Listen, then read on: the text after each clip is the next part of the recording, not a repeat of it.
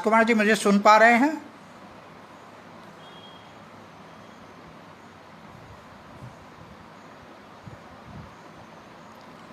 मुझे सुन पा रहे हैं?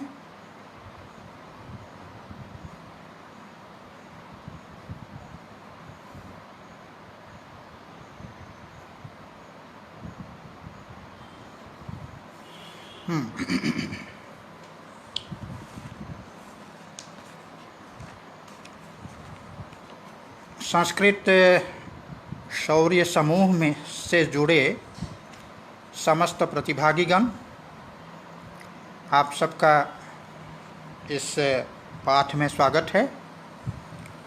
अब तक हम लोगों ने सांख्य कारिका की प्रथम कारिका एवं द्वितीय कारिका के द्वारा सांख्य शास्त्र में बतलाए गए जो तत्व है, तत्व ज्ञान, उसकी जो जिज्ञासा है वह जिज्ञासा उचित है। दृष्ट और आनुश्रविक उपाय अर्थात वैदिक उपाय से वह जो जिज्ञासा है वो व्यर्थ नहीं हो सकती है। इसका प्रतिपादन करने के पश्चात तृतीय कारिका में सांख्य दर्शन को ईप्सित जो 25 तत्व है, उन 25 तत्वों का 4 भागों में विभाजन किया गया और तत्वों का परिज्ञान चूँकि प्रमाण से ही संभव है, इस कारण से चतुर्थ कारिका में प्रमाण सामान्य का लक्षण और प्रमाण के भेद, प्रमाण सामान्य का लक्षण यद्यपि शब्द के द्वारा उसमें नहीं किया गया है, लेकिन जो प्रमाण पद है उस प्रमाण पद के लिए ये कहा गया है कि प्रमाण पद चूँकि समाख्या है अर्थात यौगिक शब्द है, तो उसकी प्रकृति प्रत्यय का जो योग है, जिसको दूसरे शब्द में हम व्युत्पत्ति या निरुक्ति कहें, उस निर्वचन से ही प्रमाण का लक्षण प्रस्तुत हो जाता है।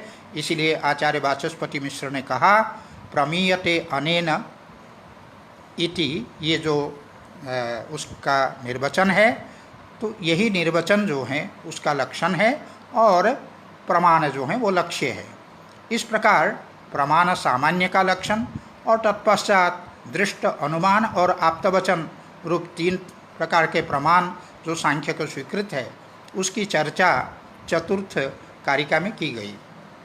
और कल हम लोगों ने जो प्रमाण विशेष का तात्पर्य है दृष्ट प्रमाण, अनुमान प्रमाण और आप्तवचन प्रमाण, इन 3 प्रमाणों में से जो प्रत्यक्ष प्रमाण है, उस प्रत्यक्ष प्रमाण का सांख्य में क्या स्वरूप है, उस पर हम लोगों ने विचार किया।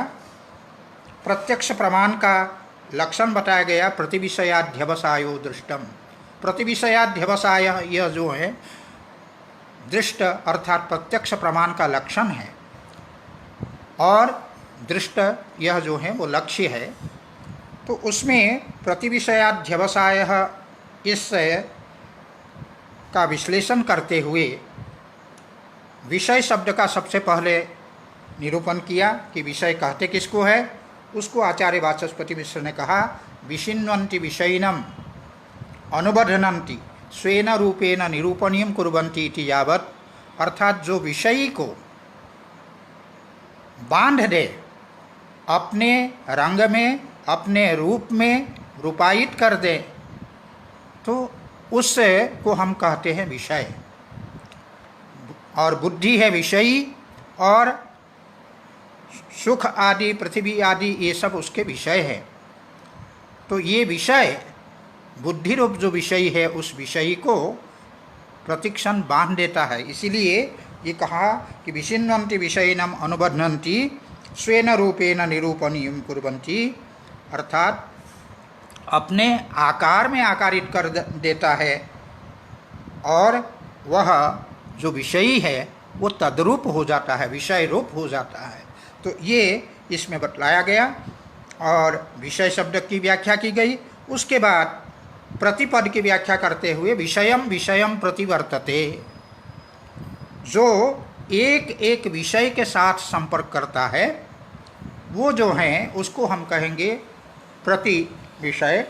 अर्थात यहाँ विषयम विषयम प्रति वर्तते में जो वर्तते है उसका अर्थ है वृत्ति। वृत्ति का तात्पर्य है सन्निकर्ष अर्थात संपर्क, एक एक विषय के साथ, एक एक वस्तु के साथ जो इंद्रिय का सन्निकर्ष है, इंद्रिय का संपर्क है। इस प्रकार प्रति विषय शब्द का अर्थ हुआ विषयम विषयम प्रति वर्तते अर्थात विषय सन्निकृष्टम अर्थ सन्निकृष्टम इंद्रियम। विषय के साथ सन्निकृष्ट जो इंद्रिय है, विषय के साथ जिसका संपर्क हुआ है, संबंध हुआ है, ऐसी जो इंद्रिय है उस इंद्रिय को कहते प्रति विषयम। और तस्मिन् अध्यवसाय, तस्मिन् का तात्पर्य है तदाश्रितः, उस विषय सन्निकृष्ट अर्थ सन्निकृष्ट जो इंद्रिय है उसके आधार पर जो बुद्धि का अध्यवसाय, बुद्धि का व्यापार जो होता है उसको कहते हैं प्रत्यक्ष प्रमाण। और यह जो प्रत्यक्ष प्रमाण है उसकी प्रक्रिया को समझाते हुए सांख्य तत्व कौमुदीकार ने ये कहा कि उपात्त विषयानाम इंद्रियानाम वृत्तौ सत्या, जिन इंद्रियों ने विषयों के साथ संपर्क कर लिया है तो ऐसे जो इंद्रिय है उनकी जब वृत्ति होती है, उनका जब सन्निकर्ष होता है वस्तु के साथ, उससे क्या होता है तो कहते बुद्धे तमो भी भवेशति, बुद्धि का जो तमोगुण है उसका अभिभव हो जाता है। पहले भी हम बता चुके हैं कि गुणों का स्वभाव है कि एक दूसरे को अभिभूत करते रहते हैं। तो ये गुणों का स्वभाव है, कभी सत्वगुण रजोगुण और तमोगुण को अभिभूत करता है, कभी रजोगुण सत्वगुण और तमोगुण को अभिभूत करता है, कभी तमोगुण सत्वगुण और रजोगुण को अभिभूत करता है। ये गुणों का स्वभाव है। ये आगे चल करके गुण निरूपण के प्रसंग में हम लोग पढ़ेंगे। तो गुणों का चूँकि ऐसा स्वभाव है, इसीलिए वस्तुतस्तु जो बुद्धि सत्व है वो प्रकाशक है, सत्वगुण के आधिक्य के कारण वो प्रकाशक है, सर्वदा समस्त वस्तुओं का प्रकाशन कर सकता है। लेकिन तमोगुण के द्वारा आवृत होने के कारण वो हमेशा सर्वदा सभी वस्तुओं का, सभी अर्थों का, सभी विषयों का प्रकाशन नहीं कर पाता बुद्धि तत्व। इस कारण से जब इंद्रिय का विषय के साथ सन्निकर्ष होता है, संपर्क होता है, उस संपर्क से बुद्धि में जो तमोगुण का आवरण है वो आवरण जब हट जाता है, तमोगुण जब अभिभूत हो जाता है, तब यह सत्व समुद्रे कहा, सत्वगुण का जो समुद्रेक होता है, सत्वगुण जो उभर कर प्रबल होकर के जो आता है, तो यही सत्वगुण का जो समुद्रेक है उसी को अध्यवसाय कहा गया है, उसी को वृत्ति पद से कहा गया है, उसी को ज्ञान पद से कहा गया। तो यही वृत्ति का तात्पर्य है विषयाकाराकारितता, बुद्धि का विषयाकाराकारित होना, यही जो है बुद्धि की वृत्ति है। और यही वृत्ति ही प्रमाण है। ये वृत्ति ही, इसी को ज्ञान भी कहते हैं, इसको अध्यवसाय भी कहते हैं, प्रमाण भी कहते हैं। इसीलिए कहा इदम तावत् प्रमाणम, यह प्रमाण है। और प्रमाण का फल क्या है उसको बतलाते हुए कहा कि अनेन जस चेतना शक्तिर अनुग्रह तत्फलम प्रमा, इसके द्वारा जो चेतना शक्ति का अनुग्रह, चेतना शक्ति का अनुग्रह का तात्पर्य क्या है, जो बुद्धिस्थ जो पुरुष है, बुद्धि में प्रतिबिंबित जो पुरुष है, उस पुरुष को बुद्धि के द्वारा विषय का समर्पण करना, यही जो है पुरुष के प्रति अनुग्रह करना है। अनेन चेतना शक्ति है यह अनुग्रह, चेतना शक्ति का अनुग्रह का तात्पर्य है जो पुरुष तत्व है, आत्म तत्व है, उस पर जो अनुग्रह किया जाता है उसी को कहते हैं प्रमाण का फल। और उसी का दूसरा नाम है प्रमा, उसी को दूसरे शब्द में हम बोध कहते हैं, यथार्थ बोध। तो इसीलिए कहा अनेन जस चेतना शक्ति अनुग्रह तत्फलम प्रमा बोध। अब वहाँ पर एक प्रश्न उठाया कि यह जो बुद्धि है, बुद्धि तत्व जो है वो प्राकृत है। प्राकृत का तात्पर्य प्रकृति से अभिव्यक्त है। प्रकृति से अभिव्यक्त होने के कारण प्रकृति चूंकि त्रिगुणात्मक है, अचेतन है, इसीलिए जो प्रकृति का जो अचेतनत्व है वो बुद्धि में भी जो है वो अचेतनत्व आएगा। बुद्धि भी अचेतन है, इसीलिए कहा बुद्धि तत्वम ही प्राकृतत्वाद अचेतनम। बुद्धि तत्व प्राकृत होने के कारण, प्रकृति से अभिव्यक्त होने के कारण वह अचेतन है। जब वह अचेतन है, उसका जो अध्यवसाय होगा वह अध्यवसाय भी अचेतन होगा। जैसे घटपट आदि अचेतन है, उसी प्रकार बुद्धि का जो अध्यवसाय है वह भी अचेतन होगा। इसी प्रकार बुद्धि तत्व के जो परिणाम भेद है, बुद्धि के ही परिणाम तात्पर्य है। बुद्धि में जो रजोगुण है, उसी रजोगुण का परिणाम है दुख, सत्वगुण का परिणाम है सुख, तो तमोगुण का परिणाम है विषाद। तो इसीलिए बुद्धि तत्व के जो सुखादि परिणाम है, सुख दुख आदि परिणाम है, ये परिणाम भी अचेतन है। और पुरुष यद्यपि चेतन है, लेकिन वह सुख आदि के साथ उसका कोई लेना देना नहीं, उसका कोई अनुसंग नहीं, कोई उसका संबंध नहीं, कोई संस्पर्श नहीं, क्योंकि असंगो ही अयम पुरुष ही कहा गया है। ऐसी स्थिति में वह बुद्धि जो है उसका अध्यवसाय ये कैसे होगा, विषयाकाराकारी तथा कैसे संभव है, तो उसी को बतलाते हुए कहते हैं कि ये जो चेतन है, सोयम चेतन, वह जो चेतन है बुद्धि तत्ववर्तिना ज्ञान सुखादिना, उसके पूर्व हम समझ ले तत्प्रतिबिंबित, अर्थात उस बुद्धि में वह चेतन पहले प्रतिबिंबित हो जाता है। तो प्रतिबिंबित होने के कारण वह क्या करता है कि बुद्धि तत्ववर्तिना ज्ञान सुखादिना, जो ज्ञान सुख आदि बुद्धि में विद्यमान है, पुरुष में विद्यमान नहीं है, लेकिन उन सब के साथ, उस बुद्धि तत्व के साथ तत्छायापत्या तादात्म्य स्थापित कर लेता है, तद्रूप सा हो जाता है। यही जो है, इसी के कारण वह पुरुष वस्तुतः ज्ञान सुखादिमान न होते हुए भी न वह सुखी है न दुखी है। तो ऐसी स्थिति में केवल बुद्धि के साथ तादात्म्य स्थापित होने के कारण बुद्धिगत जो सुख दुख आदि है उसको वो अपना समझने लगता है, उसका अभिमान करने लगता है। यही जो है, यही है चेतन का अनुग्रह। तो इसलिए कहा ज्ञान सुखादिमानि भवतीति चेतनः अनुगृह्यते, चेतन का अनुग्रह है। और चैतन्य की भी छाया उस पुरुष पर चितित छायापत्या अचेतनापि बुद्धि, जो चैतन्य की छाया है वो चूँकि बुद्धि पर पड़ती है, इस कारण से जो अचेतन जो बुद्धि है वह अचेतन बुद्धि भी चेतन सी हो जाती है।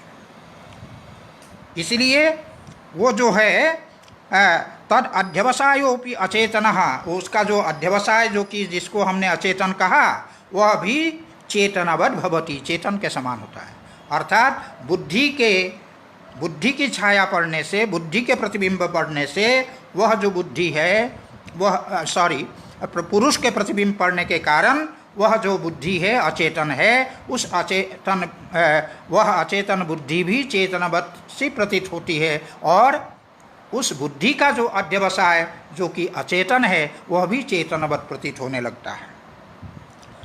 तो इस प्रकार से उसका समाधान करते हुए आगे अब ये भी बतलाया गया कि एक एक पद का स्वारस्य क्या है। उसमें जो अध्यवसाय का ग्रहण किया गया, अध्यवसाय जो है निश्चय को कहते हैं, निश्चय का वह पर्याय है। तो इसके द्वारा संशय की निवृत्ति हो जाती है। अध्यवसाय के ग्रहण करने से संशय में यह लक्षण नहीं जाता है, तो इसीलिए संशय की निवृत्ति हो जाती है, संशय का विवच्छेद हो जाता है।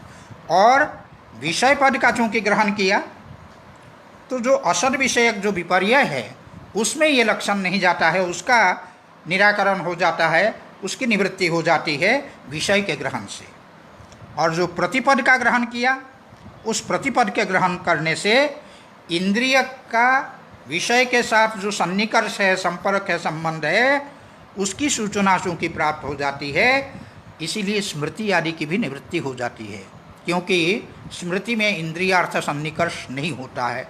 तो ये इस प्रकार से इन 3 पदों के द्वारा, अध्यवसाय के द्वारा संशय की निवृत्ति, विषय पद के द्वारा जो असद विषयक जो विपर्य है उसकी निवृत्ति, और प्रतिपद के द्वारा जो इंद्रियार्थ सन्निकर्ष की सूचना इसके द्वारा प्राप्त होती है। इस कारण से स्मृति आदि की निवृत्ति हो जाती है, उनमें यह लक्षण नहीं जाता है। इस कारण से प्रतिविषयाध्यवसायो दृष्टम, ये जो दृष्ट प्रमाण का प्रतिविषयाध्यवसाय ये जो लक्षण किया, ये दृष्ट प्रमाण का अर्थात प्रत्यक्ष प्रमाण का संपूर्ण अर्थात निर्दुष्ट लक्षण है, ये कौमुदीकार ने बताया।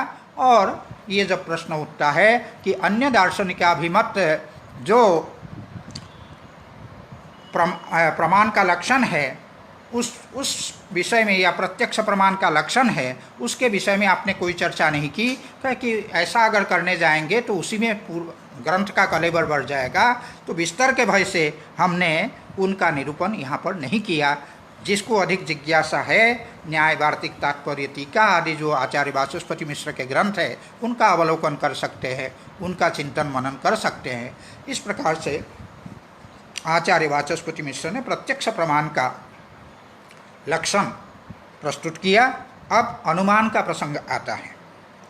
नानुमानं प्रमाणमिति वदता लौकायतिकेन अप्रतिपन्नः संदिग्धो विपर्यस्तो वा पुरुषः कथम प्रतिपद्येत।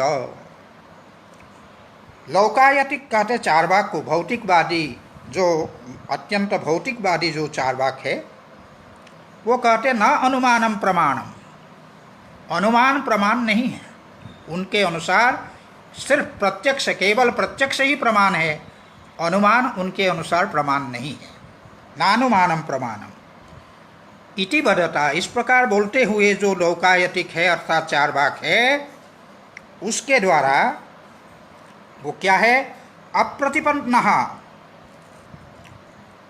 अर्थात उनका जो ये अज्ञान है, अन्य जो पुरुष है सामने बैठे हुए, जो पुरुष है सामने बैठे हुए जो व्यक्ति है उसके भीतर जो अज्ञान है, और इसीलिए वो अप्रतिपन्न जो व्यक्ति है, और संदिग्ध जिसके भीतर संदेह है, अथवा विपर्यस्तः जिसके भीतर मिथ्या ज्ञान है। इस प्रकार ये अज्ञान, संदेह और मिथ्या ज्ञान वाला जो पुरुष है उसके विषय में वह लौकायतिक अर्थात चार्वाक कैसे जान पाएगा। सामने जो व्यक्ति बैठे हुए हैं उसके भीतर का जो अज्ञान, उसके भीतर जो संदेह है, उसके भीतर जो मिथ्या ज्ञान है, उसको अनुमान के बिना कैसे जान सकेगा। क्यों? क्योंकि न च पुरुषांतर्गता अज्ञान संदेह विपर्यया शक्या अर्वाग्दृशा प्रत्यक्षेन प्रतिपत्तुम। क्योंकि चार्वाक केवल प्रत्यक्ष को प्रमाण मानता है, तो उस प्रत्यक्ष प्रमाण के द्वारा दूसरे पुरुष में विद्यमान जो अज्ञान है, दूसरे पुरुष में विद्यमान जो संदेह है, दूसरे पुरुष में विद्यमान जो विपर्य है, इन सब को कैसे जो है वो जान सकेगा। क्योंकि हम सब स्थूल दृष्टि वाले, अर्वाग्दृशा प्रत्यक्षेन प्रतिपत्तुम न च शक्या, प्रत्यक्ष के द्वारा उनके भीतर विद्यमान जो ये अज्ञान, संदेह और विपर्य, ये प्रत्यक्ष प्रमाण के द्वारा स्थूल दृष्टि वाले व्यक्ति नहीं जान सकते। और चार्वाक अत्यंत स्थूल दृष्टि वाले हैं, प्रत्यक्ष को ही केवल वो प्रमाण मानते हैं। तो इसलिए चार्वाक के द्वारा अन्य पुरुषगत अज्ञान, संदेह और विपर्य का ज्ञान होना कथमपि संभव नहीं है। तो कहते दूसरे प्रमाण से जान लेंगे, तो कहते दूसरे प्रमाण मानते हो तब तो।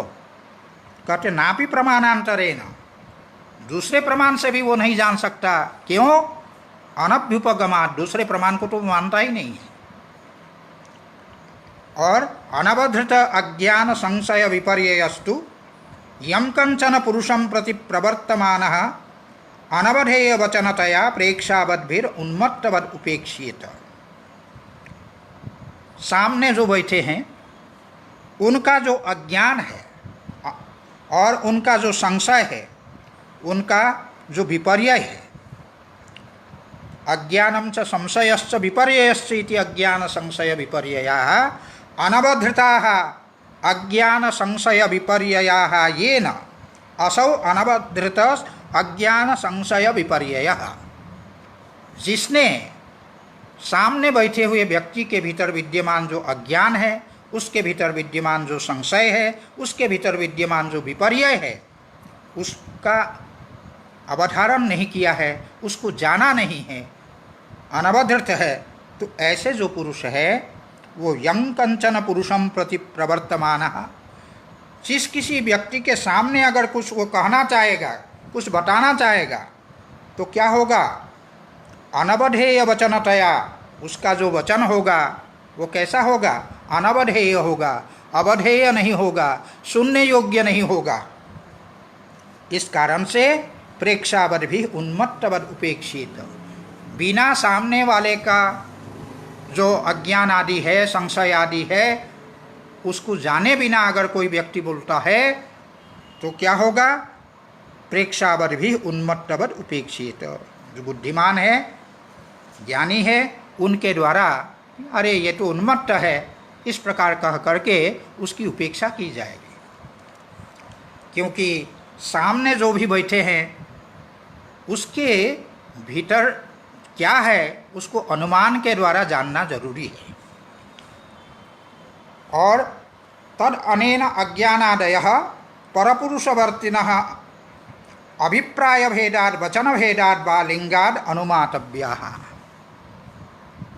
तो हम कैसे जानेंगे?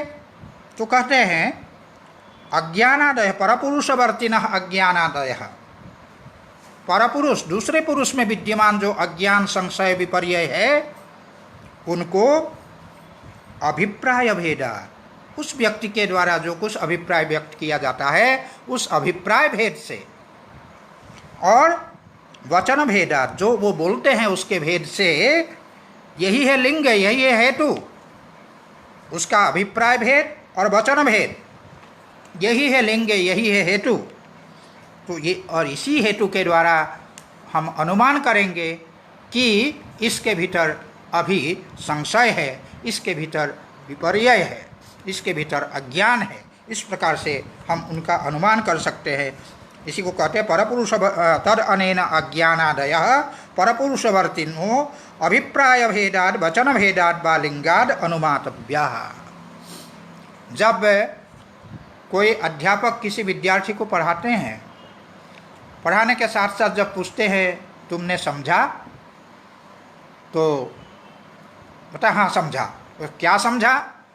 जब कहने के लिए कहते हैं, जब वो बोलने लगता है, तो उसके अभिप्राय भेद से, उसके वचन भेद से अध्यापक को ये समझ में आने लगता है कि इसने ठीक से नहीं समझा, इसके भीतर इस विषय में अज्ञान है, इसके भीतर इसके विषय में संशय है, और जो समझा है वो विपरीत समझा है, उसके भीतर ये विपरीत ज्ञान है, विपर्य है। इस प्रकार से उसके अभिप्राय भेद से और वचन भेद से अध्यापक जो है अनुमान लगा लेते हैं कि मैंने जो कुछ कहा वो ठीक से इनको समझ में नहीं आया। तो ये इस प्रकार ये जो ज्ञान करते हैं किस प्रमाण के द्वारा? क्योंकि प्रत्यक्ष तो है नहीं, तो कहते हैं अनुमान के द्वारा। तो अनुमान में लिंग यही है, क्या? अभिप्राय भेद और वचन भेद, यही जो है वो लिंग है, अर्थात हेतु है। क्योंकि बिना हेतु के हम अनुमान कर नहीं सकते हैं, इसी हेतु से हम अनुमान करते हैं कि इसके भीतर अज्ञान है, संशय है या विपर्य है। इस कारण से आगे आचार्य वाचस्पति मिश्र कहते हैं इति अकामेनापि अनुमानम प्रमाणम अभ्युपेयम। अगर परपुरुषगत जो अज्ञान संशय विपर्य आदि का ज्ञान अगर करना है, तो हे चार्वाको, न चाहते हुए भी तुम्हें ये प्रमाण जो है, अनुमान जो प्रमाण है, इस अनुमान प्रमाण को स्वीकार करना पड़ेगा। इसके बिना तुम परपुरुषगत संशय और विपर्य अज्ञान आदि का ज्ञान नहीं कर सकते। तो यही इसमें कहा गया कि परपुरुषवर्तिनो अभिप्राय भेदात् वचन भेदात् वा लिंगात् अनुमातव्याः इति अकामेनापि अनुमानम प्रमाणम अभ्युपेयम्।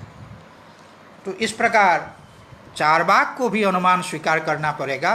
तो ये अनुमान का जो महत्व है, अनुमान का जो वैशिष्ट्य है, उसको बतलाते हुए आगे कहते हैं कि प्रत्यक्ष के पश्चात अनुमान का निरूपण क्यों कर रहे हैं। तो कहते तत्र प्रत्यक्ष कार्यत्वाद अनुमानम प्रत्यक्षानंतरम लक्षणीयम। अनुमान अपने आप में प्रत्यक्ष का कार्य है, क्योंकि पहले प्रत्यक्ष होता है, प्रत्यक्ष से ही धूम और बहनी में व्याप्ति का ज्ञान होता है। धूम और बहनी में वो जो है कि यत्र यत्र धूमः तत्र तत्र बहनी, इस प्रकार से दोनों का अविनाभाव जो संबंध है धूम और बहनी का, ये अविनाभाव संबंध का ज्ञान होता है कि धूम बहनी के बिना नहीं रह सकता। अविनाभाव का तात्पर्य है जो धूम है वो बहनी के बिना नहीं रह सकता है, बहनी के बिना धूम की सत्ता संभव नहीं है। इस प्रकार जो दोनों में अविनाभाव संबंध है, जिसका दूसरा नाम व्याप्ति है, उस व्याप्ति का ज्ञान हमको प्रत्यक्ष के द्वारा ही होता है। तो इसीलिए कहा कि चूँकि ये अनुमान जो हैं वो प्रत्यक्ष का कार्य है, तो प्रत्यक्ष कार्यत्वाद अनुमानम प्रत्यक्षानंतरम लक्षणीयम। प्रत्यक्ष के बाद, प्रत्यक्ष के अनंतर अनुमान का लक्षण करना चाहिए। तत्रापि सामान्य लक्षण पूर्वकत्वाद विशेष लक्षणस्य अनुमान सामान्यम तावत् लक्षयति। पहले सामान्य का लक्षण करना आवश्यक है। अनुमान सामान्य का जब लक्षण करेंगे तब अनुमान के जो भेद प्रभेद है उन पर विचार किया जा सकता है, उनका लक्षण किया जा सकता है। इसलिए कहते हैं तत्रापि सामान्य लक्षण पूर्वकत्वात्, अर्थात पूर्व में पहले सामान्य का लक्षण जब हम कर लें तब विशेष लक्षणस्य, उसका जो विशेष लक्षण उसको किया जा सकता है। तो इसीलिए अनुमान सामान्यम तावत् लक्षयति। इसीलिए सबसे पहले अनुमान सामान्य का लक्षण प्रस्तुत कर रहे हैं। तल लिंगलिंगी पूर्वकम इति, ये तल लिंगलिंगी पूर्वकम तत्पद के द्वारा अनुमान को कहा गया है, क्योंकि त्रिविधम अनुमानमाख्यातम तल लिंगलिंगी पूर्वकम, त्रिविधम अनुमानमाख्यातम कहा। तत्पद जो है सर्वनाम है और सर्वनाम पूर्व का परामर्शक होता है, इसलिए पूर्व में आया हुआ जो अनुमान है त्रिविधम अनुमानमाख्यातम, तो उसमें से अनुमान पद को ले लेंगे, उस अनुमान का परामर्श करेगा तत्पद। तो तत् माने तत् अनुमानम लिंगलिंगी पूर्वकम, लिंगलिंगी पूर्वकम यह अनुमान का लक्षण है। तो यूँ तो इसका अगर हम समास करें लिंगम च लिंगी च इति लिंगलिंगीनी, लिंगलिंगिनी तत्पूर्वकम लिंगलिंगी पूर्वकम, अर्थात लिंग और लिंगी पूर्वक अनुमान होता है। तो लिंग क्या है उसको बतलाते हुए वो कहते हैं कि लिंगम व्याप्यम और लिंगी व्यापकम। व्याप्य और व्यापक की एक सामान्य परिभाषा यही है, अल्पदेश वृत्तित्वम व्याप्यत्वम और अधिक देश वृत्तित्वम व्यापकत्वम। जो कम देश में रहे, न्यून देश में रहे, उसको हम व्याप्य कहते हैं, और जो अधिक देश में रहे उसको हम व्यापक कहते हैं। जो धूम है वो व्याप्य है। क्यों? क्योंकि जहाँ जहाँ बहनी है सर्वत्र धूम नहीं रहता है। धूम जो है सर्वत्र, जहाँ जहाँ अग्नि रहता है वहाँ वहाँ सर्वत्र वो नहीं रहता है। तो अग्नि का क्षेत्र व्यापक है, अग्नि व्यापक है, और धूम जो है उससे व्याप्य है। चूँकि उससे कम स्थान में रहता है इसीलिए धूम व्याप्य है, और बहनी जो है वो व्यापक है क्योंकि वो अधिक देश में रहता है। जैसे उदाहरण के लिए अयोगोलक है, एक तपा हुआ लोहे का जो गोला है उस गोला में भी आग है लेकिन उसमें धुआं नहीं है। इसलिए जहाँ जहाँ आग है वहाँ वहाँ धुआं है, ऐसी बात नहीं है, क्योंकि अग्नि जो है व्यापक है और धूम जो है वो व्याप्य है। लेकिन जहाँ जहाँ धुआं है वहाँ वहाँ अग्नि अवश्य है, तो इस कारण से वो धूम जो है वो व्याप्य है। अब इसी व्याप्य का जो लक्षण है, व्याप्य कहते किसको है, उसको बतलाते हुए कौमुदीकार कहते हैं कि शंकित समारोपित उपाधि निराकरणेन च वस्तु स्वभाव प्रतिबद्धम व्याप्यम। दो प्रकार की उपाधियां होती हैं, शंकित उपाधि और समारोपित उपाधि। शंकित उपाधि और समारोपित उपाधि। शंकित का तात्पर्य है संदिग्ध, जिसमें संदेह हो, और एक निश्चित। इन दोनों में से किसी भी प्रकार के उपाधि के कारण नहीं, अपितु वस्तु स्वभाव से जिसका साहचर्य अर्थात अविनाभाव संबंध हो, उसे हम व्याप्य कहते हैं।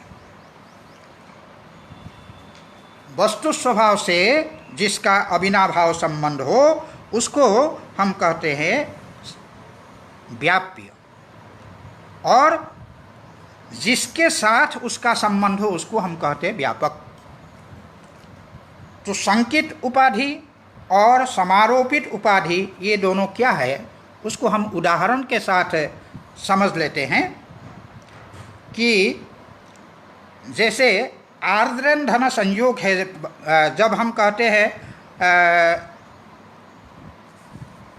वहनिमान धूमः, ये तो ठीक है, लेकिन धूमवान वहने हैं, यह अगर हम कहें तो धूमवान वहने जो हैं ये सोपाधिक, वहने जो हैं ये सोपाधिक हेतु है, इसमें उपाधि है। और ये जो उपाधि है कैसा है, वो निश्चित उपाधि है। तो निश्चित उपाधि, इसी को निश्चित को ही वो समारोपित शब्द से यहाँ कहा गया है। समारोपित अर्थात निश्चित उपाधि और संदिग्ध उपाधि, दो प्रकार की उपाधियाँ हैं। तो इसमें जो ये जो आर्द्रन धन संयोग है कि यत्र वहनी ही तत्र धूमः, जहाँ वहनी है वहाँ धूम है, ऐसा अगर कहे, अर्थात जहाँ जहाँ वहनी है वहाँ वहाँ धूम है, ऐसा अगर हम कहें, तो ये जो है, ये जो कहना है, ये कैसा है, ये जो साहचर्य है वो सर्वत्र नहीं। क्यों? आयोगोलक में भी वहनी है लेकिन धूम नहीं है। इसीलिए यत्र यत्र वहनी तत्र तत्र धूमः, ऐसा जो साहचर्य हम कहते हैं, इसमें उपाधि होगा क्या? आर्द्रन धन संयोग। यह जो आर्द्रन धन संयोग रूप जो उपाधि है, ये प्रत्यक्ष होने के कारण इसको कहते हैं निश्चित उपाधि। और कभी ऐसा कोई अगर कहे कि देवदत्त श्यामः मित्रातनयत्वा, देवदत्त नामक जो व्यक्ति है वो श्याम वर्ण के है, सांवला है। क्यों? मित्रातनयत्वात्, मित्रा के तनय होने के कारण। ये कोई आवश्यक नहीं कि मित्रा के तनय होने मात्र से वो श्याम वर्ण का हो, क्योंकि मित्रा के जो अन्य तनय, अन्य जो पुत्र है वो श्याम वर्ण के नहीं भी हो सकते हैं। तो ये जो है ये शंकित उपाधि है, संदिग्ध उपाधि है। क्यों? एक विशेष प्रकार का शाक होता है जिसके अधिक भक्षण करने से व्यक्ति का वर्ण जो है श्याम वर्ण हो जाता है, सांवला हो जाता है, तो वो भी हो सकता है। तो इस कारण से अगर कोई कहे कि देवदत्त श्यामः मित्रातनयत्वात्, तो इस वाक्य में जो देवदत्त की जो श्यामता है, सांवलापन जो है, वह वो शाक आदि के कारण हो सकता है। तो मित्रा के पुत्र होने के कारण जो कहा गया है, यह जो है ठीक नहीं है। हाँ, क्योंकि उसके अन्य जो पुत्र है वो श्याम वर्ण के हो, ये आवश्यक नहीं है। इसीलिए यह जो उपाधि है, ये कैसी उपाधि है? ये शंकित उपाधि है, संदिग्ध उपाधि है। तो दो प्रकार के जो ये उपाधि है, इन दोनों प्रकार के उपाधि को नहीं होना चाहिए। इन दोनों प्रकार के उपाधि से रहित होना चाहिए हेतु को। इसीलिए कहा संकित समारोपित उपाधि निराकरणेन, संकित और समारोपित अर्थात जो निश्चित है, तो इन दोनों प्रकार के उपाधि का निराकरण करते हुए वस्तु स्वभाव प्रतिबद्धम व्याप्यम, वस्तु स्वभाव से जो प्रतिबद्ध है, अर्थात उस वस्तु का अविनाभाव जो संबंध है, धूम का वहनी के साथ जो अविनाभाव संबंध है, वह संबंध वस्तु स्वभाव प्रतिबद्ध है। तो इस प्रकार के वस्तु स्वभाव प्रतिबद्धम व्याप्यम, इसीलिए धूम जो है वो व्याप्य है। और ये न प्रतिबद्धम अर्थात जिसके द्वारा अविनाभाव संबंध से वह आक्रांत है, जिसके साथ, ये न प्रतिबद्धम जिसके साथ, अर्थात वहनी के साथ जो धूम है वो अविनाभाव संबंध से आक्रांत है। इसीलिए वह जो वहनी है, वहनी के साथ चूंकि वो अविनाभाव संबंध से आक्रांत है, इसीलिए जो वहनी हुआ वो व्यापक है। ये न प्रतिबद्धम तद व्यापकम, जिसके साथ वह प्रतिबद्ध है वो जो है व्यापक है। वहनी व्यापक है, धूम व्याप्य है। इस प्रकार व्याप्य व्यापक भाव जो है तल लिंग लिंगी पूर्वकम में लिंग पद का अर्थ है व्याप्य और लिंगी पद का अर्थ है व्यापक। तो व्याप्य और व्यापक भाव ज्ञानपूर्वक अनुमान होता है, अर्थात व्याप्तिक ज्ञानपूर्वक अनुमान होता है।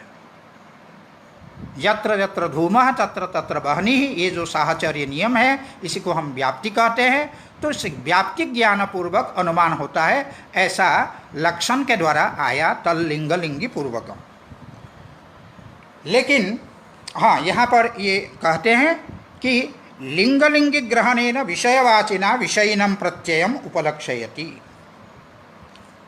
यहाँ लिंग और लिंगी इन दो पदों के द्वारा ये विषयवाचक है, लेकिन ये विषयी का अर्थात लिंग ज्ञान और लिंगी ज्ञान उसका जो है ये उपलक्षण है।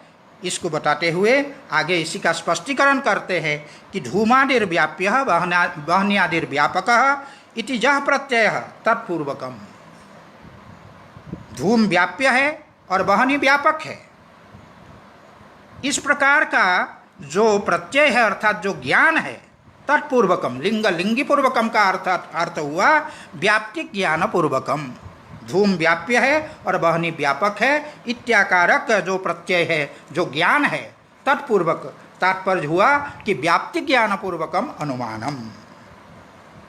अब प्रश्न ये उठता है कि केवल व्याप्ति ज्ञान है, किसी व्यक्ति को यह ज्ञान है कि यत्र यत्र धूमः तत्र तत्र वह्निः, इसका ज्ञान है, किंतु इतने मात्र से अनुमान होता नहीं है। अनुमान कब होगा? जब उसको पक्षधर्मता का ज्ञान होगा, अर्थात पक्ष में हेतु विद्यमान है, पक्ष में हेतु विद्यमान है। पक्ष जैसे पर्वत है, उस पर्वत में जो धूम रूप जो हेतु है वो विद्यमान है। इस प्रकार जो पक्षधर्मता का ज्ञान है वह अगर उस व्यक्ति में है तब जाकर के अनुमान होगा, तब वो व्याप्ति स्मरण करेगा कि यत्र यत्र धूमः तत्र तत्र वह्निः, और यहाँ चूंकि वो धूम दिखाई पड़ रहा है इसलिए यहाँ वह्नि अवश्य है। इस प्रकार का अनुमान वो व्यक्ति करता है। तो इसके लिए पक्षधर्मता ज्ञान अपेक्षित है अनुमान के लिए। तो कारिकाकार ने जो कहा लिंग लिंगी पूर्वकम, तो उसमें लिंग पद का अर्थ है व्याप्य, लिंगी का अर्थ है व्यापक। दूसरे शब्द में कहें तो लिंग शब्द का अर्थ है हेतु और लिंगी पद का अर्थ है साध्य। तो लिंग लिंगी पूर्वक का तात्पर्य हुआ कि व्याप्ति ज्ञान पूर्वक अनुमान होता है। केवल व्याप्ति ज्ञान से अनुमान नहीं होता है, उसमें जो पक्षधर्मता ज्ञान उसकी भी अपेक्षा है। वह अर्थ कहाँ से आएगा? उसी अर्थ को लाने के लिए आचार्य वाचस्पति मिश्र कहते हैं कि लिंगी ग्रहणम च आवर्तनीयम। लिंगी जो पद है इसमें उसकी आवृत्ति करनी चाहिए, अर्थात लिंगी च लिंगी च। तो क्या होगा? लिंगिनी, लिंगी च इति लिंगिनी, और लिंगम च लिंगिनी च, लिंग लिंगिनी, इस प्रकार करेंगे। और तत्पूर्वकम लिंग लिंगी पूर्वकम ऐसा समास उसमें करेंगे। वही कह रहे हैं लिंगी परम ग्रहणम च आवर्तनीयम, इसकी आवृत्ति करनी चाहिए। इससे क्या अर्थ होगा? इससे क्या लाभ क्या होगा? तो कहते हैं लिंगी पद दो बार आया। एक लिंगी का जो प्रयोजन है वो बता दिया गया। लिंगी का अर्थ है व्यापक, तो लिंग लिंगी पूर्वक अर्थात व्याप्तिक ज्ञान पूर्वक ये हो गया। तो उसमें से लिंगी पद की जब हम आवृत्ति करेंगे, दूसरे जो लिंगी पद है उस लिंगी पद का अर्थ होगा लिंगम अस्य अस्ति। लिंगम अर्थात हेतु, अस्य माने अस्य पक्षस्य, अस्ति ये इसके द्वारा होगा, उसका लिंगम अस्य अस्ति इति लिंगी ये पद बनेगा। तो इस पद के द्वारा क्या होगा कि पक्ष में हेतु विद्यमान है। लिंगम अस्य अस्ति, पक्ष में हेतु विद्यमान है। इस प्रकार का जो ज्ञान है उसी को कहते हैं पक्षधर्मता ज्ञान। तो इसके द्वारा जो पक्षधर्मता ज्ञान है वह भी अर्थ आ जाएगा लिंगी पद की आवृत्ति करने से। एक लिंगी से व्यापक अर्थ हुआ और दूसरे लिंगी से पक्षधर्मता ज्ञान रूप अर्थ आएगा। उसी को ये कहते तेन च लिंगम अस्य अस्ति इति पक्षधर्मता ज्ञानमपि दर्शितम भवति। इसके द्वारा जो पक्षधर्मता ज्ञान है वो भी दर्शित हो जाता है, वो भी अर्थ इसमें आ जाता है। तो इसीलिए अंत में जाकर अनुमान का लक्षण क्या होगा, तो तद व्याप्य व्यापक भाव पक्षधर्मता ज्ञानपूर्वकम। व्याप्य व्यापक भाव ज्ञान और पक्षधर्मता ज्ञानपूर्वकम। व्याप्य व्यापक भाव अर्थात व्याप्ति और पक्षधर्मता ज्ञान, पक्षधर्मता का ज्ञान अर्थात व्याप्ति ज्ञान और पक्षधर्मता का ज्ञान पूर्वक अनुमान होता है। तो इस प्रकार यह अनुमान का लक्षण होगा व्याप्य व्यापक भाव पक्षधर्मता ज्ञान पूर्वकम अनुमानम इति अनुमान सामान्यम लक्षितम। इस प्रकार से यहाँ तक जो अनुमान सामान्य है उस अनुमान सामान्य का लक्षण यहाँ पर प्रस्तुत किया गया। अब अनुमान विशेषान तंत्रांतर लक्षितान अभिमतान स्मारयति। तंत्रांतर लक्षितान अर्थात न्यायादि दर्शन में जो अनुमान विशेष का लक्षण प्रस्तुत किया गया, तो कहते हैं कि अभी अभी तो आपने कहा कि बिस्तर के भय से हम अन्य दर्शनाभिमत जो प्रत्यक्ष प्रमाण का लक्षण है उसमें कोई दोष दिखाने का कार्य हम नहीं कर रहे हैं, अभी अभी आपने कहा। और अभी कहते हैं कि तंत्रांतर लक्षितान अर्थात न्यायादि दर्शनों में जो अनुमान का लक्षण प्रस्तुत किया गया, तो उनको हम यहाँ प्रस्तुत करना चाहते, कहते इसलिए करना चाहते हैं अभिमतान, वो हमको अभिमत है, वो हमको स्वीकृत है। इसलिए स्वीकृत होने के कारण अनुमान विशेषान तंत्रांतर लक्षितान अनुमान विशेषान, तंत्रांतर अर्थात न्यायादि दर्शनों में न्यायादि शास्त्रों में बतलाए गए जो अनुमान का अनुमान विशेष का जो लक्षण है उनको स्मारयति, उनका स्मरण करा रहे हैं। क्या? त्रिविधम अनुमानम आख्यातम, तीन प्रकार के अनुमान माने गए हैं। तो तीन प्रकार के अनुमान क्या क्या है, तो सामान्य तो पूर्ववत, शेषवत और सामान्य तो दृष्ट, ये तीनों हैं। तत्सामान्य तो लक्षितम अनुमानम विशेषतः त्रिविधम। जिस अनुमान का सामान्य लक्षण हमने प्रस्तुत किया अर्थात व्याप्य व्यापक भाव पक्षधर्मता ज्ञान पूर्वकम अनुमानम, ये जो अनुमान सामान्य का लक्षण किया उस अनुमान का विशेष जो स्वरूप है वो तीन प्रकार का है। तीन प्रकार के अनुमान है, इसीलिए कहा तत्र सामान्यतो लक्षितम अनुमानम। जिस अनुमान का हम सामान्यतः लक्षण प्रस्तुत हमने किया विशेषतः त्रिविधम, विशेष रूप से वो तीन प्रकार के हैं। वो क्या क्या है? पूर्ववत, शेषवत, सामान्यतो दृष्टम च। पूर्ववत अनुमान, शेषवत अनुमान और सामान्यतो दृष्ट अनुमान। तो कहते उसके भी पूर्व अनुमान दो प्रकार के हैं। तत्र प्रथमम तावत द्विविधम, पहले ये जो अनुमान है वो दो प्रकार के हैं। तो दो प्रकार के हैं, तो वो दो प्रकार क्या है? तो कहते वीतम अवीतम च, वीत अनुमान और अवीत अनुमान। इस प्रकार सबसे पहले वीत और अवीत ये दो प्रकार का अनुमान उसमें बतलाया गया है न्याय शास्त्र में। तो यहाँ पर कहते हैं कि पहले जो हैं वो दो प्रकार, तत्र प्रथमम तावत द्विविधम, पहले ये अनुमान दो प्रकार के हैं, बीट अनुमान और अबीट अनुमान।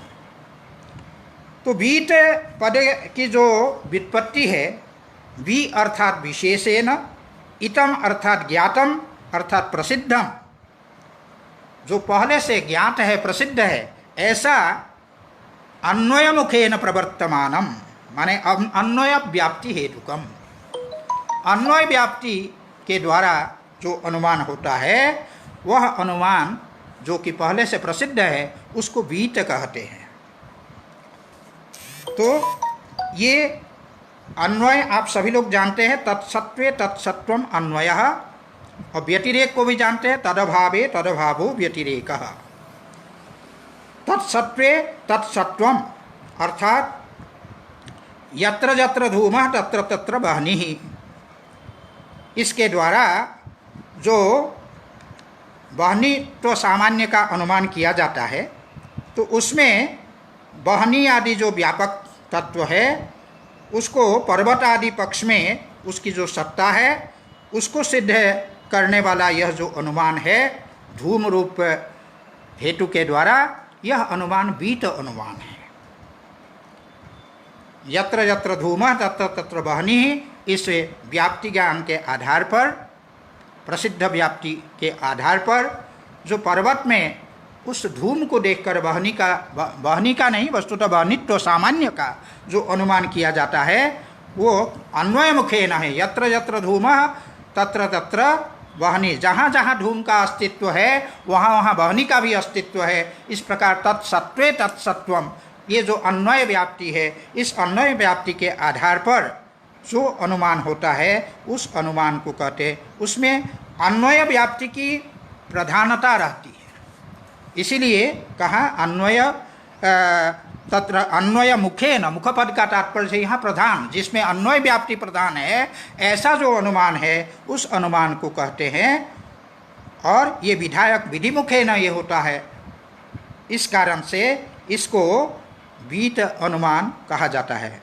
तत्र प्रथमम का तात्पर्य से जो बीट अनुमान है वह जो है वो क्या है, अन्वय मुखेन प्रवर्तमानम विधायकम, अन्वय मुखेन प्रवृत्त होता है। और व्यतिरेक मुखेन प्रवर्तमानम निषेधकम अबीतम, जो व्यतिरेक मुखेन प्रवर्तमान है, व्यतिरेक व्याप्ति के द्वारा जो प्रवर्तमान है, अर्थात तदभावे तदभावः, तो ये इस प्रकार का जो अनुमान है उस अनुमान को हम कहते हैं व्यतिरेक मुखेन प्रवर्तमान अनुमान है, उसमें व्यतिरेक व्याप्ति प्रधान है। इस प्रकार के अनुमान को हम कहते हैं अबीट अनुमान। उसके जो उदाहरण है वो उदाहरण जैसे पृथ्वी इतर भेदवती गंधवत्वात्, अर्थात पृथ्वी इतरेभ्यो भिद्यते, इतरेभ्यो अर्थात जलादिभ्यः भिद्यते गंधवत्वात्, जद इतरेभ्यो न भिद्यते न तद्गंधवत् यथा जलम। पृथ्वी जो है, इतर जो द्रव्य है उन द्रव्यों से पृथ्वी जो है, पृथ्वी जल तेज वायु आकाश काल दिक् आत्मा मन, आप सभी लोग जानते हैं, न्याय शास्त्र में ये 9 द्रव्य माने गए हैं। उन द्रव्यों में जो पृथ्वी है वो इतरेभ्यो भिद्यते गंधवत्वात्, वो गंधवती होने के कारण जो पृथ्वी है इतर जो द्रव्य है उससे वो भिन्न है पृथ्वी। इस प्रकार का जो अनुमान है, क्योंकि वो कहते हैं जद इतरेभ्यो न भिद्यते न तद गंधवत्, जो इतर से अन्य से जो भिन्न ना हो तो वो गंधवत नहीं हो सकता है। तो जैसे जल है, तो इस प्रकार से ये जो उदाहरण है वो अबीट का उदाहरण है।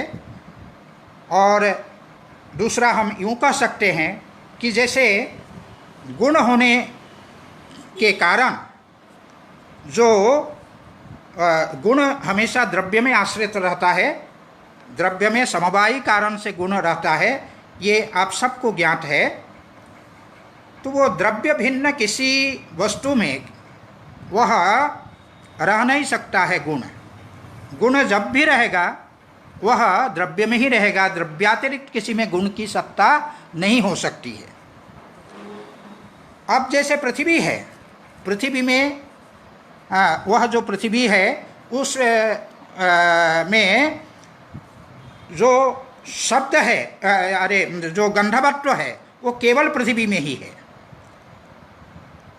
वह पृथ्वी ये जो गुण है, पृथ्वी आदि जो कुल 9 द्रव्य है उनमें से किसी न किसी में ही गुण रह सकता है, चाहे पृथ्वी में हो, चाहे जल में हो, चाहे तेज में हो, चाहे आकाश में हो। तो इस प्रकार से किसी न किसी द्रव्य में ही गुण रह सकता है। अब जैसे शब्द जो हैं उसको अगर हम यह करते जाएं कि शब्द पृथ्वी में है तो नहीं है, जल में है नहीं है, तेज में है नहीं है, और वायु में है नहीं है, इस प्रकार से 9 द्रव्यों में से आकाश को छोड़ करके सबको अगर हम कहते जाएंगे तो प्रत्येक का प्रतिषेध हो जाएगा। तो प्रतिषेध हो करके अंत में जो शिष्यमान रहेगा, जो शेष रहेगा, उसी को हम कहेंगे अंत में आकाश शेष रह गया। तो ये जो शब्द रूप जो गुण है वो आकाश में ही है, आकाश के अतिरिक्त किसी वस्तु में नहीं है, ये सिद्ध हो जाता है। पुनः मैं बता दूं कि शब्द गुण होने के कारण निश्चित रूप से किसी न किसी द्रव्य में ही रहेगा। और द्रव्य जो है 9 हैं, 9 द्रव्यों में से प्रत्येक द्रव्य में अगर हम परीक्षण करते गए, पृथ्वी में है तो नहीं, जल में है तो नहीं, तेज में है तो नहीं, वायु में है तो नहीं, काल में है, दिक् में है, आत्मा में है, मन में है नहीं। तो जब ये इस प्रकार से नहीं नहीं करते जाएंगे तो बचा कौन? आकाश। तो इसीलिए वो आकाश का गुण है, इस प्रकार से ये सिद्ध होता है। यही क्योंकि पृथ्वी आदि जो आकाश के अतिरिक्त जो पृथ्वी आदि 8 द्रव्य है, उन 8 द्रव्यों में वह जो गुण है वो विद्यमान नहीं है, शब्द रूप गुण। तो निश्चित रूप से उस शब्द रूप गुण का जो आश्रय है, जो बचा हुआ जो द्रव्य है आकाश, शेष जो द्रव्य है आकाश, उसी में वो आश्रित होगा। इस प्रकार का जो अनुमान है इसी को कहते हैं शेषवत् अनुमान। इसी को वो कह रहे हैं तत्र अभीतम शेषवत् शिष्यते इति शेषः। अभीत जो है वो शेषवत् अनुमान है, अभीत का ही दूसरा नाम शेषवत् अनुमान है। और ये जो शेषवत् अनुमान है वो उसके लिए ये कहा गया है, न्याय में कहा गया, हाँ, सएव विषयतया जस्य अस्ति अनुमान ज्ञान से सएव, अर्थात शेष एव, शेष ही जिस अनुमान ज्ञान का विषय हो उसको कहते हैं शेषवत्। शेष अस्य अस्ति इति शेषवत्।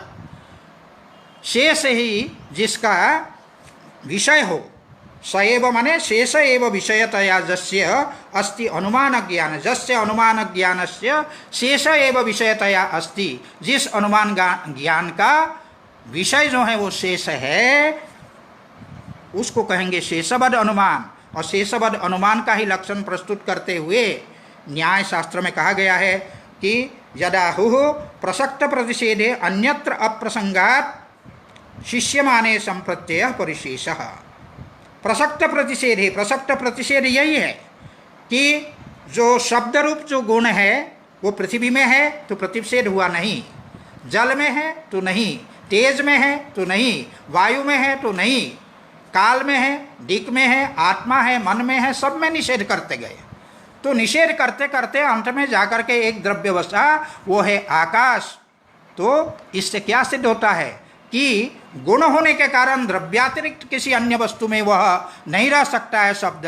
तो निश्चित रूप से बचा हुआ जो शेष जो आकाश है उसी का यह गुण होगा, आकाश में ही शब्द जो है आश्रित रहता है। इस प्रकार का जो अनुमान है, इसी अनुमान को कहते हैं शेषवत् अनुमान, और इसी को दूसरे शब्द में कहते हैं अभीत अनुमान। तो इसीलिए कहा तत्र अभीतम शेषवत्, अभीत जो है शेषवत् अनुमान है।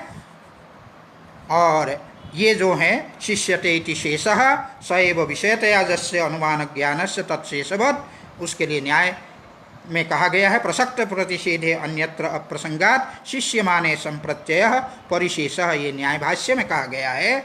इति अस्य च अभीतस्य व्यतिरेकिनः उदाहरणम अग्रे अभिधास्यते।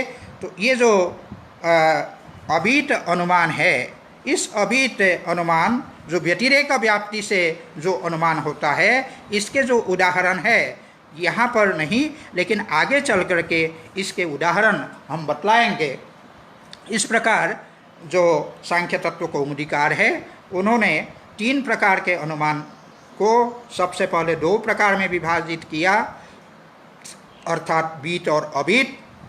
उसमें से जो अभीत है वही शेषवत अनुमान है, और जो बीत है वो 2 प्रकार के हैं, सामान्य पूर्ववत और सामान्यतो दृष्ट।